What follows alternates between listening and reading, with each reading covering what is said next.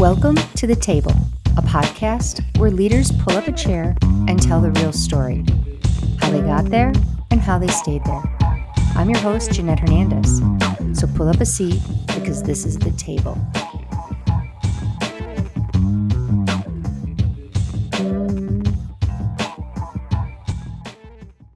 Paul, thank you so much for joining us at the table today. I'm really excited to have you here. We're not going to chat too much about your retirement because I'm a little jealous of it, but I definitely think you have some great knowledge from your career that our listeners are going to be super excited to hear about. So thank you again for taking time. Jeanette, it's really an honor to have the opportunity to spend the next few minutes with you. I'm really looking forward to the conversation. Great. So can you just share, for those that may not know you, you have a distinguished long career in the P&C industry, but how did you get to the table that you're at today? So I appreciate the question, Jeanette. So I'll start by saying that my journey into the insurance industry wasn't planned, but in many ways I would say it was very intentional. When I was a senior at Morehouse College in Atlanta, I was weighing two very different paths. One was becoming an educator in teaching school in Des Moines, Iowa, and the other was going to law school. And so, like, many 19-year-olds, I genuinely wanted to, at that time, do something that would allow me to change the world and make a difference for others. And both of these paths, I thought, provided me with a meaningful way to, kind of achieve that. Ultimately, I chose law school. But after completing my first year, I came to a really hard realization, and that was I couldn't figure out how to successfully be a full-time husband, a full-time father, a full-time employee, and a full-time student. So something had to give. And the thing that I let go of was law school. So I ended up returning home and I found myself, asking some very important questions. I was looking for work that would allow me to serve others, to solve problems, to continue learning and growing, and ideally something that I could commit to for the long term. And around that time, a really dear friend of mine introduced me to the ideal of insurance, not as a job, but as a profession where you can make a real impact in people's lives. That introduction led to an interview and a job offer with Progressive Insurance Company. And that decision changed the trajectory of my life, if I'm being, very transparent. And so over the past 37 years or so, I've had the privilege of leading a wide range of teams across multiple insurance organizations. I've served in roles including, vice president and president of claims. I've served as chief operating officer.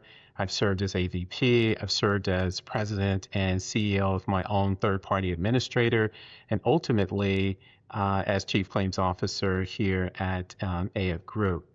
Along the way, I would say that, what kept me engaged wasn't just the work itself, it was truly the people. And I know we talk a lot about people, and you'll find that people has always been very central to, my foundational, leadership. I've had the opportunity to mentor so many people in our industry and even outside of our industry. I've had the opportunity to, help individuals, recognize their potential to optimize outcomes for, the organizations that I've served, and to collaborate with, extraordinary leaders and individual contributors. Some that I've led, some who've led me, and many who walked alongside me. So when I look back, I would say that, insurance became kind of that perfect intersection of everything I was looking for early on: service, problem solving, continuous learning, and the chance to make a meaningful difference, not just once, but over an entire career. So it may not have been the path I imagined at the age of 19, but it turned out to be exactly the path I needed to travel. You have so many things in there for me to unpack that I'm going to start with the first one because I had a similar experience. I graduated from college. My first job was State Farm in the newspaper, right? Best paying job. I was like, but I had to support myself going to law school. And after the first year, I had a very similar conversation with myself. Do I want to practice law? Or am I doing this because this is what I think will get me to my ultimate position that I'm aspiring to be at? And it wasn't the path I was supposed to be on. So it's funny because we talk a lot on the podcast about, did you get to where you are very intentionally, or were you able to pivot when different opportunities came your way, which may not have been the path that you were on, and when you began. And so I think that is an amazing thing that you can share with the listeners, that at such a young age, because we have to do this throughout our whole career. You're right. Are we at the right table? It isn't always aspiring to a position. Sometimes we're at a table where we don't fit. And Hmm. that can be either in your position or in your own career pathing that you're designing for yourself. So I think thank you for sharing that, because there's a lot of young leaders in our industry that probably have, a written roadmap, and rarely does that ever come to fruition, right? There's always something, whether family or you just change as a human being throughout your career, and you have to look for other opportunities. You know, Um, Go ahead.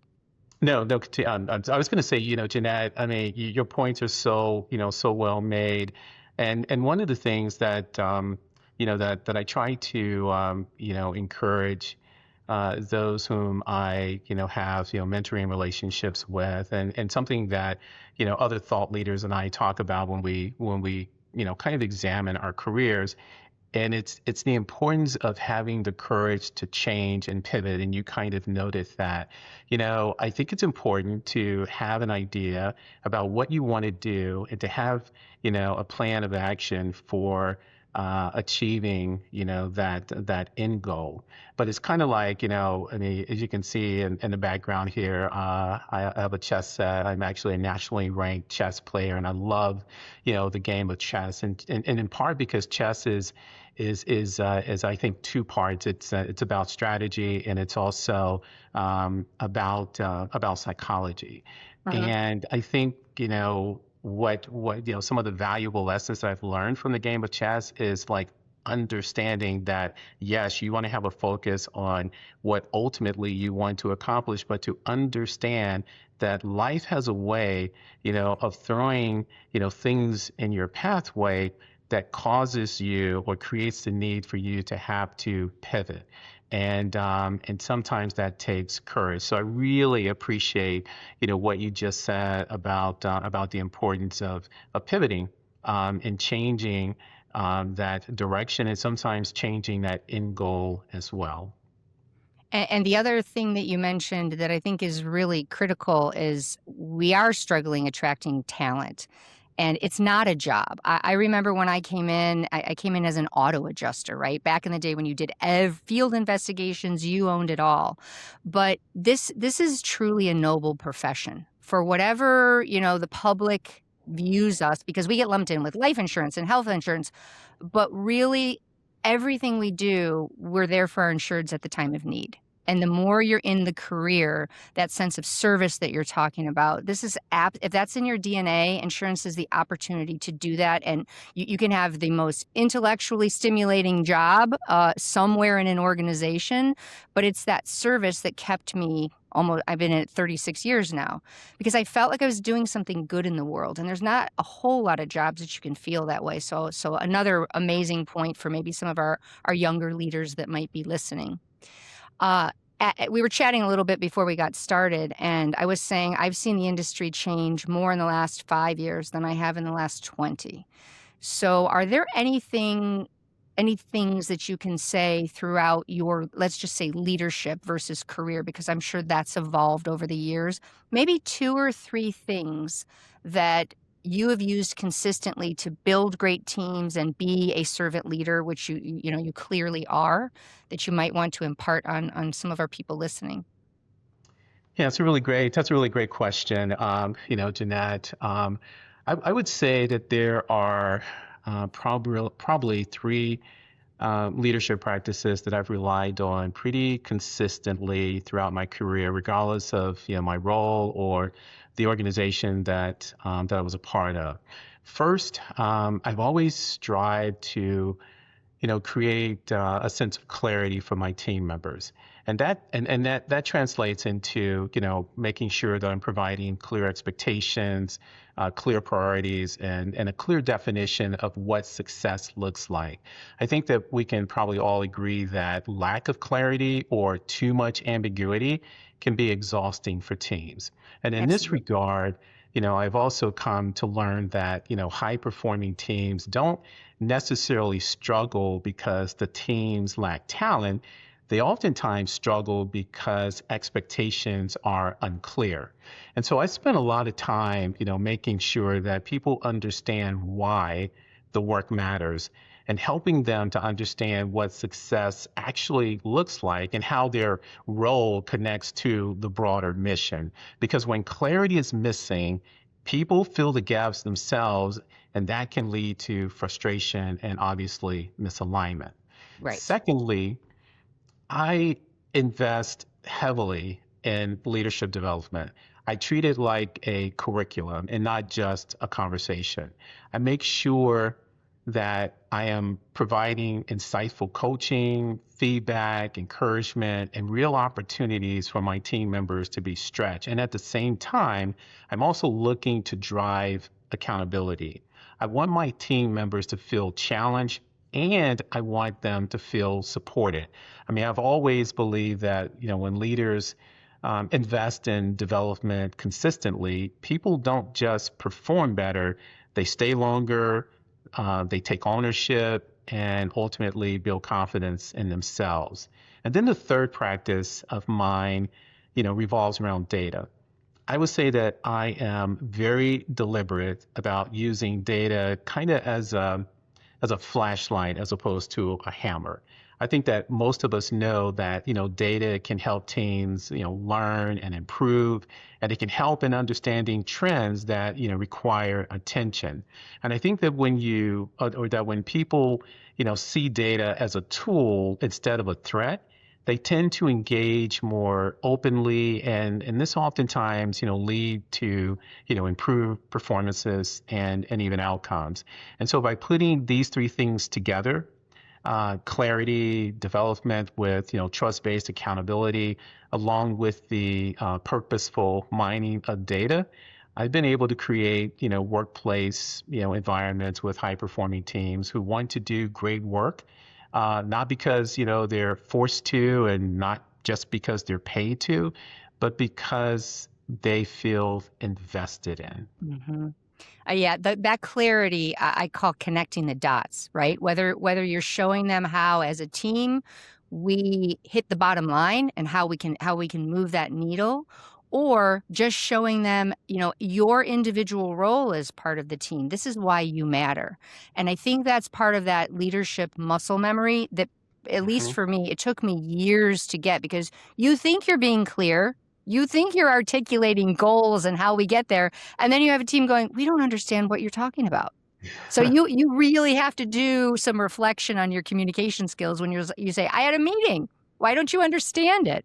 But every team is different. So I think that's a great advice for young leaders, because that is critical to any successful leader, not just to achieve the team goals, but like you're saying, to feel satisfied in their career and feel like they're seen and they're heard and that they're individual contributors to the goals. The other thing you say that's really interesting is around the data part, because I think that sometimes, especially in our organizations where we were just starting to dive, remember big data 15 years ago, but we had so much data, it was analysis paralysis, right? We had Right. meetings about meetings to have meetings to analyze until the leaders got that muscle memory of how to use it. So I love the idea that you're saying it's a flashlight or a spotlight, not a hammer. It's not the end all be all. It just Correct. shifts the direction, right, of what we need. Sometimes we think we're spot on and the data tells us otherwise. How do you maneuver that with teams? Because when you had, let's just say you had a goal for your team and you were working on it for 3 months, and then all of a sudden, after you got started with your team, the data told you something else and you had to do that pivot as the leader. How did you handle those types of scenarios where you had to shift your team and make sure they were all rowing in the same direction instead of somebody saying, "No, I'm staying here. I don't care what the data says." Yeah, you know what? I'm actually sitting here, kind of, chuckling, inwardly, because there was, and I'll tell you a story in a moment, but there was certainly a time in my career where I became minutely focused on all things data.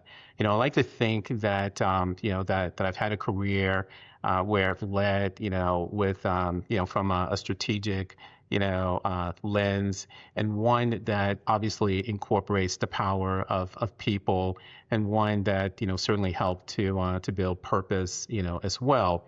But foundationally, I, kind of went with the data as being, kind of the end all of all things. Right. And that was really early in my career. And I came to understand that, it was, important to, to be balanced and to understand that, data tells, part of the story, but it doesn't tell, the entire story. Right. There was, I'll share with you, if I may, this story, and it's really, I would say it's one of those leadership lessons, that was painful, but I learned something very, very valuable, from it. And this was again about me not having that balance. So I'm going to start by saying that, probably one of the, um, hardest lessons, that I learned is moving too fast without alignment, and doing so because I'm just strictly relying on data. And this was kind of earlier in my career. So it's about, 20 years ago in my role as AVP of claims.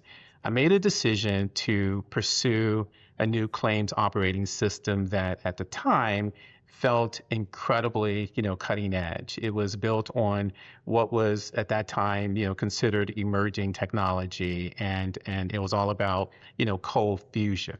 And the system had all of these, bells and whistles, and it purported to be able to, churn data, in a way that, almost predicted, what the future would be like. So this is my fascination, with data.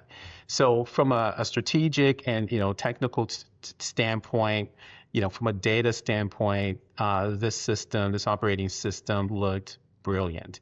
And I was moving fast because at that time, speed felt like leadership. What I didn't fully appreciate, however, was user integration. I hadn't spent enough time with the people who are actually going to live in the system every day, the adjusters, the frontline leaders, the end users. At that time, I believe that, having clarity at the top and having a Mhm. strong vision would expedite things and carry the day. And it did not. And it was a failed decision that led to a delay of several months before full implementation occurred. What I learned, somewhat painfully, was that it's not just about data, it's not just about analytics. Those things play a role, obviously, within the canvas of leadership. But what I learned was that people, matter, um, as much as those other components that I just named. People can hear the same message and walk away with very different interpretations. And when Absolutely. that happens, execution fragments, resistance shows up quietly, and leaders end up spending more time, fixing downstream issues than actually, doing the work. I would tell you that that experience fundamentally changed how, I came to lead. I Mhm. became much more intentional on ensuring that I was connecting, with my team members in both a meaningful and substantive, way. I became much more intentional, and slowing down on the front end to ensure, a shared vision and a consensus on action plans. I also, started to, again, invest much more time aligning on purpose and outcomes and decision rights and trade-offs, and especially when it came to understanding how, change might be experienced by the people closest to the work. So having that upfront alignment has helped to create, for me, psychological safety for my team. It's reduced frictions over the years. And ironically, it has helped to make the execution piece faster and even more durable and even sustainable. That experience also, changed how, I think about patience. Alignment should not be viewed as, hesitation, for it is a leadership discipline that I think we don't give enough attention to. And I would say it's the difference between activity and real progress. So to your point, I'm a data fanatic, but I also understand, its role, its place, within our canvas of leadership. And you can never ever mitigate or diminish the importance of the people piece. I think that is one of the best examples of culture beats strategy every day of the week, right? Yes. And I Yes. think that's a challenge. I had a similar experience when I was an AVP, right? When you go from supervisor to manager to AVP to VP, then to C-suite, every level has its own lessons that no one tells you about. It's like when you have children, everybody's like, "Come to the club, it's amazing." No one tells you how much work it is, right? But it's the people. So, and I think that a lot of young leaders don't realize, because you have to manage up, down, sideways, every way, shape, or form. But that managing up and learning, no one teaches you strategy. You have to learn that. I think that's one of the most challenging muscle memories of a leader. But that, you can have the best strategy, the best game plan, the best tools. But if the people don't buy in, it's going to sit on a shelf or take forever, or you're just going to have to scrap it as a leader. So I think that's tremendous advice. But you hit on something else that you said that was one of the pivotal points for you as a leader and the leader that you are today. What do you think for leaders in the environment that we're in, because we're moving faster than we ever have, to your point of being deliberate, and you do have to move fast, but you also have to make sure you create that time for your team to understand. What do you think is one of the most underestimated skills that leaders might take for granted that's critical? That's a really great question, Jeanette. And I have to tell you, a couple of months ago, I was speaking to a group of high schoolers, and it was really just a magical moment. We were talking about, really careers that existed within the insurance industry. And one of the instructors who was sitting with the high schoolers, basically asked me that question that you just posed to me. And so one of the things I said in that regard was that I think that the most underestimated leadership skill today is listening, real listening. Not listening to respond, not listening to defend a position, but listening to understand context and emotion and intent. One of the things that I learned during my PhD pursuit was that, in complex organizations, leaders often feel pressure to move fast and to have answers, but speed without understanding usually creates, rework, which, can lead to, such things like, cost overruns or, inefficiencies and certainly waste as well. When leaders truly listen, a few things happen. First, people tell you the truth sooner about things like risk and about culture and what's really broken. Right. Second, trust increases, which actually accelerates execution. And third, you start solving the right problems instead of the most visible ones. Yes. And so I've Yes. and so I've learned over time that, most organizational issues aren't technical, they're human. We Correct. sometimes live and operate in misalignment or fear or assumptions. And so when you have real or active listening, embedded in your culture, opportunities to problem solve tend to surface before failure actually occurs. So for me, listening is a form of respect. It signals to people that they matter and that their perspective counts. And once people feel heard, they're far more willing to commit, even when the work is hard or the change is somewhat, uncomfortable. And so that's one of those skills, listening, real listening, that I think is underestimated and I think at times undervalued. And I'm not going to get political, but I will say that, all we have to do is, turn on any TV and listen to political pundits and wonder if anybody's listening to the other. uh, 100% is a great example, actually. Yes. Yeah. That you bring up something that I call it curiosity, right? If it part of listening means all the things that you said, but you're also curious to learn. And you're a great example because leaders never stop learning, whether it's reading books or listening to podcasts or your education. I still continue to grow as a leader and I learn new things every day that help me become a better leader. How do you coach that? Because listening is one thing, but what's behind the listening? It's so that you can learn from other people, different perspectives, or something. I always hire people smarter than me, right? I learn from direct reports all the time. But how do you teach that?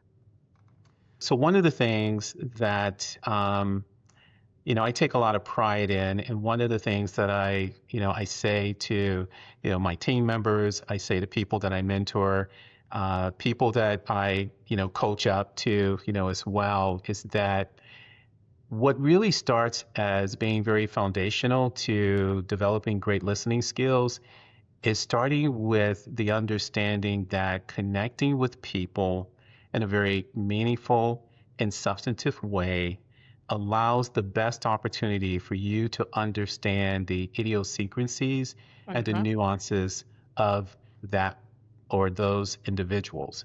And if you can come to understand the idiosyncrasies and the nuances of individuals, what it allows you to do in many instances is to understand how best to connect with them, how best to communicate with them, how best to help them to understand your point of view while also giving you insight on how to understand their point of view as well.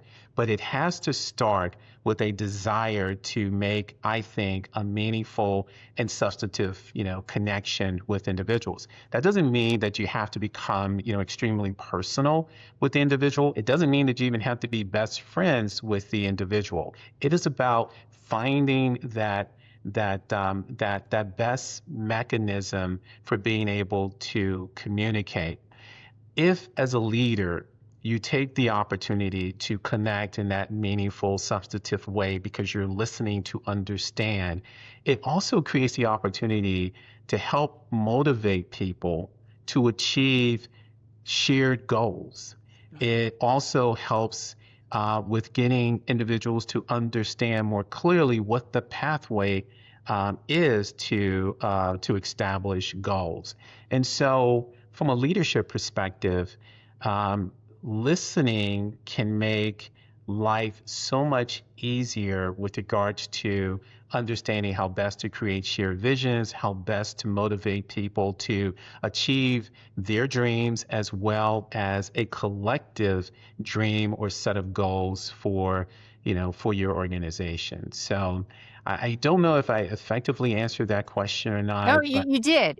Because I do. I think it's this reciprocity, right? When you're having a conversation, especially in business, you're looking to glean information from that person. However, you have to make sure you're contributing something to the conversation, whether it's the listening or the guiding, so that the other person contributes the same amount, right? yes. Yeah. So one thing that I think is interesting also is, at least I can say for me, I mean, our industry, but the world in general has become much more open to allowing people to become at these tables, to sit at the table. And I know I had challenges. Every level that I went in management, and I had always aspired to be at C-suite. That was just, I wanted to really be a leader that was able to effectuate change, because I got frustrated on the front line of saying, hey, I see this every day. I have a great idea. But there were a lot of leaders that said, do as I say, not as I do. This is the way our organization has always done it. All of the things we kind of grew up on. But there is, to how we started the conversation, you have to be able to pivot and adapt. You may walk into a team where, if you're very innovative and they are not, you've got political challenges while you're in management. And I think for some of the younger people, we don't talk about the honesty of that enough. It's hard. It's not easy. You've got company responsibilities, you've got people responsibilities. But have you ever had a role that either it was a challenge to sit at the table and be heard, or you sat at the table and you said, wow, this is not the place for me, and you actually walked away and found another table that fit better for you?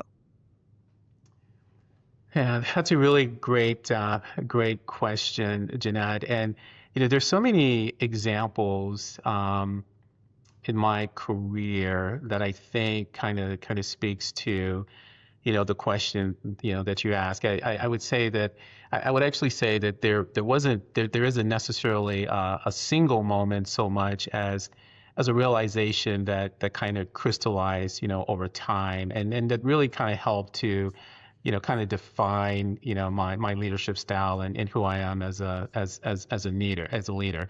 But having noted that, there was an early incident in my leadership career that really kind of helped to define how I lead today, and how I present myself at the proverbial table. I was some time ago. This was several years ago. I was given responsibility for a team that was technically capable but underutilized. They were executing tasks very well, but they weren't fully engaged, and they didn't yet see their own potential. Around that time, I realized that my greatest impact wasn't going to come from being the smartest person in the room or driving results myself. It was going to come from helping others see what they were capable of, and creating the kind of conditions that would allow them and us to be successful.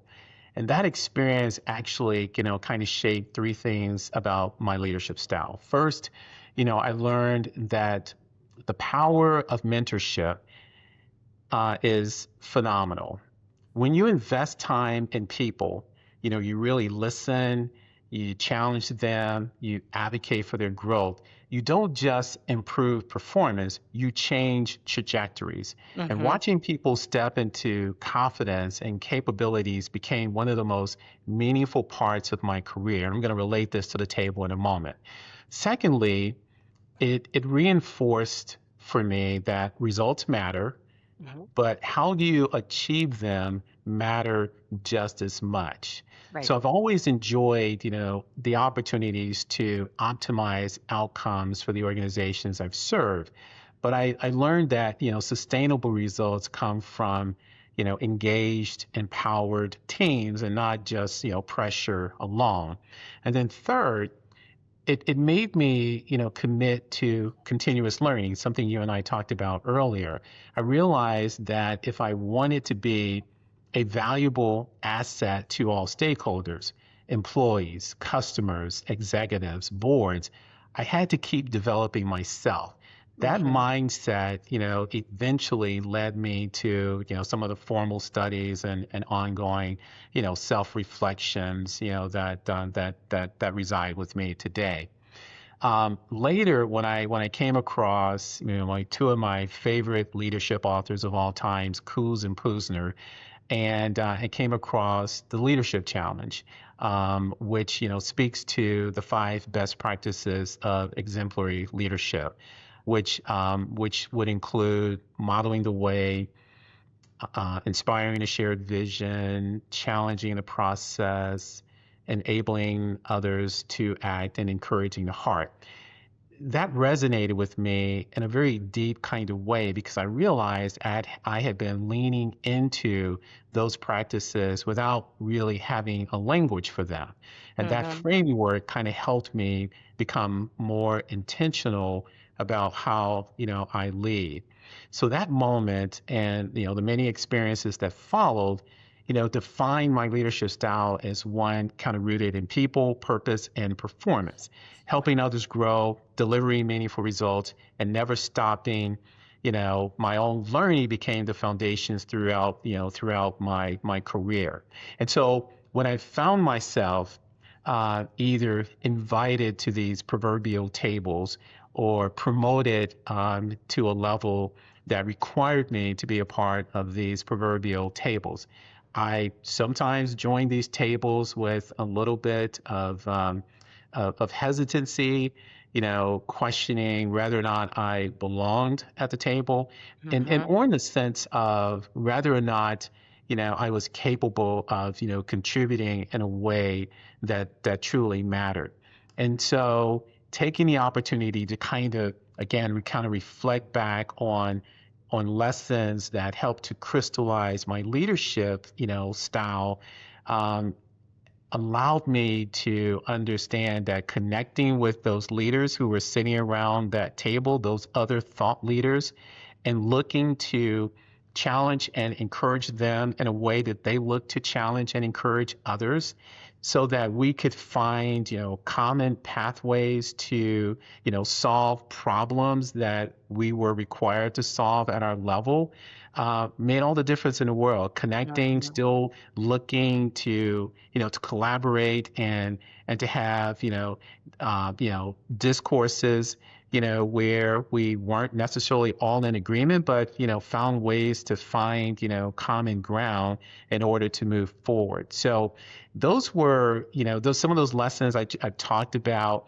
kind of helped prepared me, I think, for the many Hmm. tables that I've been a part of.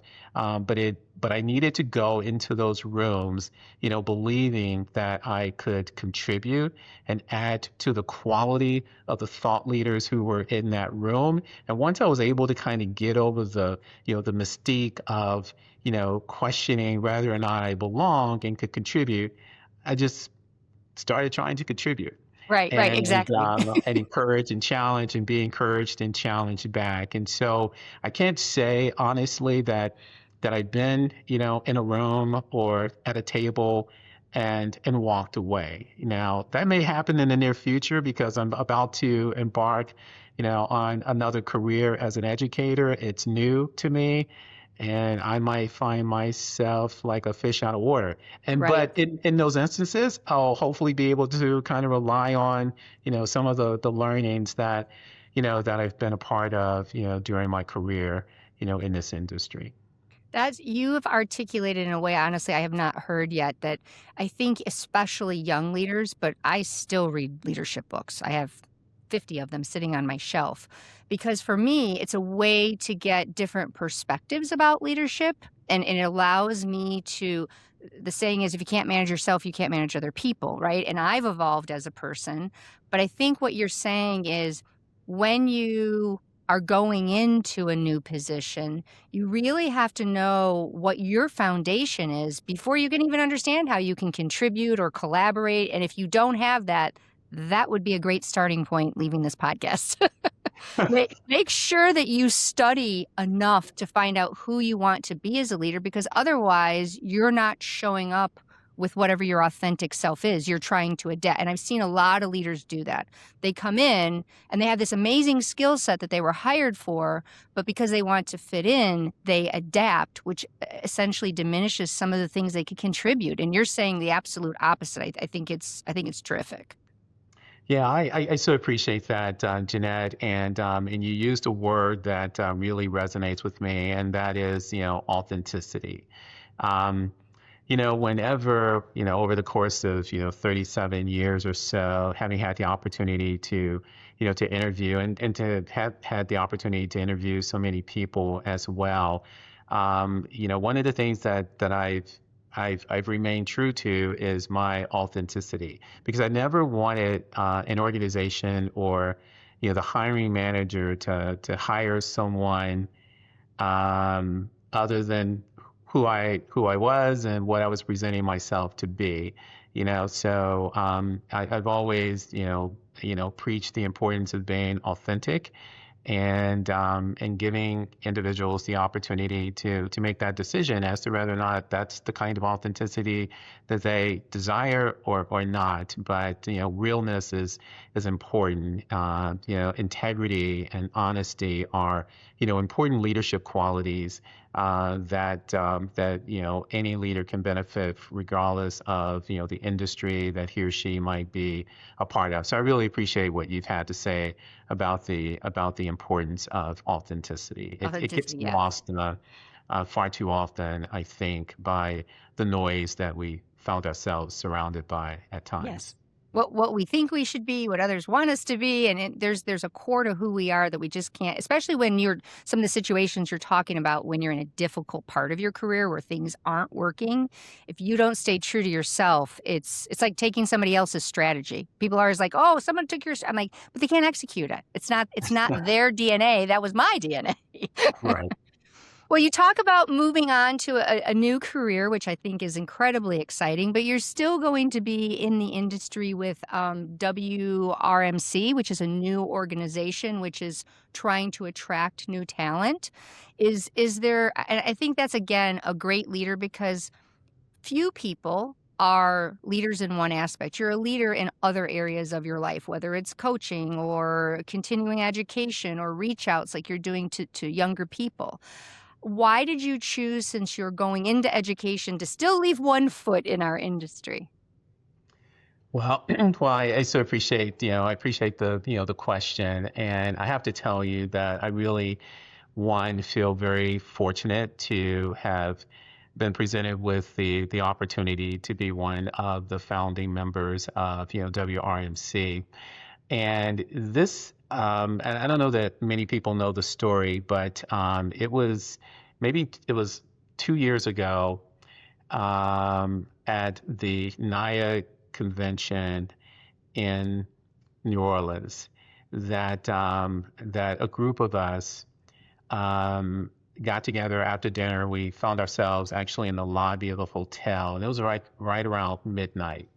And we were talking about just some of the events of the day at the conference, and we were talking and we were talking about just some of the wonderful takeaways from many of the wonderful speakers who had presented that day. And we started kind of remarking on how incredibly wonderful this industry has been for each of us. Mhm. And we started asking, what can we do, to help, especially, kids who come from, socially, economically, distressed situations. What can we do to give them perhaps, a bridge into, our industry? And so we were sitting together, like I said, it was around midnight, New Orleans, and we're talking about opening, a pathway, for, high schoolers. And so there was 5 or 6 of us, and we said that we were going to stay committed to kind of building out this track work that would, create the exposure and provide mentorship and create opportunities for individuals to have a pathway into the industry. And so we are not yet fully a year into this effort, but already we have, we've talked to literally hundreds of, high schoolers in the Atlanta area, and we, presented the opportunity for many of them to apply for the opportunity to become, students of WRMC.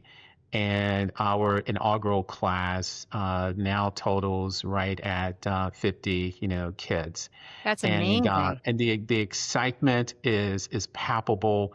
Um, their joys about having the joys that come with being able to see yourself beyond, the next day, and Hmm. actually being able to visualize, a future, where you're earning a really, really good living, but doing something that really matters. And that can be, transformative for them, for their families, and for their communities. It has been really a beautiful thing to witness, and a beautiful thing to be a part of. And so, yes, I'll be stepping away from or leaving, our industry, in the manner that I've been a part of our industry for so long. But I'm not going to ever stop being a mentor, to so many in the industry. And certainly I'm not going to stop, trying to, create, opportunities for others. And one of the reasons I even decided to go back to school and to pursue my PhD, which I'm preparing to defend at the end of the year. That is my dissertation at the end of the year, is because of my desire to help hopefully change the trajectory of young kids who again come particularly from socially, economically distressed environments. There was a Pew study done about 18, 19 years ago, and it talked about how by the time most kids, regardless of economics, regardless of their economic status, regardless of ethnicity, regardless of gender, by the time most kids reach the age of 9, their trajectory for life has pretty much been determined. And whether that's a trajectory for success or a trajectory for, criminality, or or a trajectory for poverty, or something in between.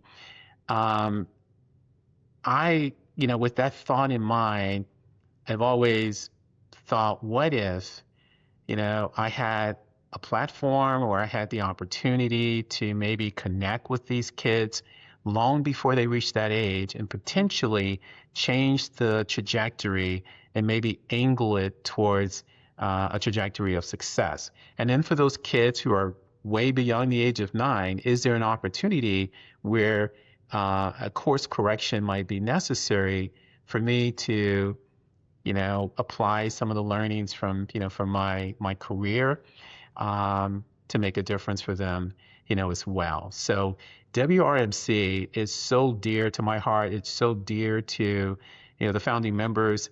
We now have an executive board. I know that all of those board members are so very much committed, to making a difference for kids, and, and That's and amazing. changing the dynamics of our industry. And I'll shut up after this, because you had me talking about something I'm just so really, No, I passionate love about. it. I love it. Yeah. But you talk about our industry, and I don't have the points of data in front of me, but we do know that every year, because of retirement, or because of people just simply changing a course of direction from a career perspective, but we're losing a lot of people from the Hmm. insurance industry. And here's a perfect opportunity, to join others and trying to find a way to reinfuse, our industry, with great talent that's willing and ready to be developed and ready to make a difference, in our insurance industry, and who are so open to the idea of having knowledge transferred into them at the same time. Because we have a lot of folks in the industry, people like a lot of, I was going to say people like you and I. I'm much older than you, so let me say that. But we recognize the importance of transferring knowledge, as a way of keeping our industry foundationally strong. So I know I said a lot there, but No, you that's know amazing. I'm And walking away. no, no, it's fabulous because that's one of the things that I think is missing.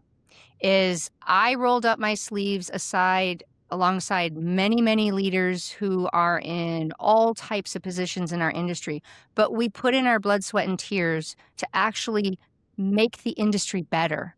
And I've seen something, I don't know if it's the pandemic, I don't know if it's just how technology has come into our lives, but the giving part, I see it smaller and smaller. So it's so exciting. I'm glad you shared it. Maybe it'll inspire some other people.